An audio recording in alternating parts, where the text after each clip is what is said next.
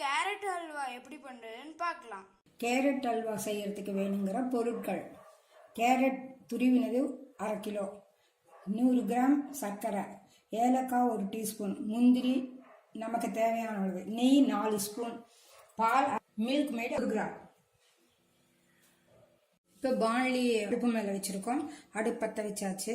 அதில் 2 ஸ்பூன் நெய் ஊற்றிக்கிறோம். இந்த கேரட் துருவி வச்சுருக்கோம் இல்லையா, துருவி வச்சுருக்கிறத அதில் போடணும். இப்போ இதை வணக்கணும். கேரட்டை ரொம்ப லேசாக துருவிக்க கூடாது. ஓரளவு பெருசாக இருக்கிறதுல துருவிட்டோம்னா தான் நல்லா கடிப்படும். கடிப்பட்டால் தான் டேஸ்டாக இருக்கும்.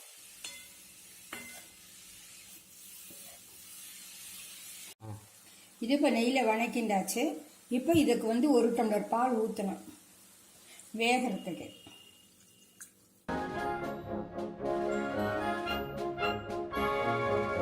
வெந்தாச்சு.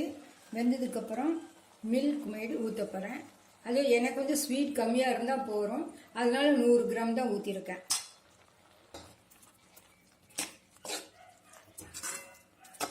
இது கொஞ்சம் வேகணும். வெந்து கெட்டியாகிடும். மில்க் மேடு போட்டு வெந்தாச்சு. கொஞ்சம் இன்னும் இந்த சர்க்கரையை போடணும். சர்க்கரையை போட்டால் கொஞ்சம் தண்ணியாக ஆகும். அது கொதிச்சு கெட்டி ஆகணும். அது வரைக்கும் வைக்கணும். 100 கிராம் சர்க்கரை போட்டிருக்கேன்.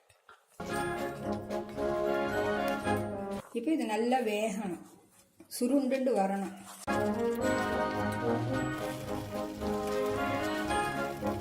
மில்க் மேடு போட்டு நல்லா சுண்டியாச்சு. சுண்டிட்டுக்கப்புறம் ஏலக்காய் பொடி போடுறோம். இதுக்கப்புறம் முந்திரியை வறுத்து போட்டால் முடிஞ்சுது. நெய் ஊற்றிருக்கேன். காஞ்சதும் முந்திரியை போடணும்.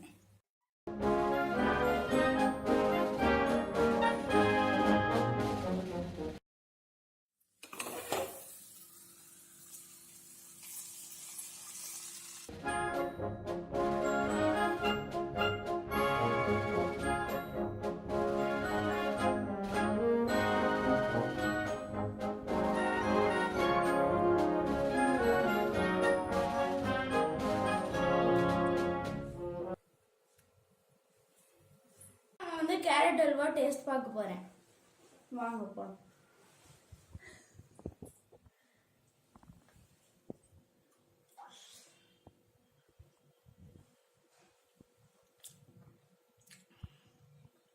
நல்லா அந்த முந்திரியோட கிரன்ச்சியா, அந்த கேரட்டோட டேஸ்ட் சூப்பரா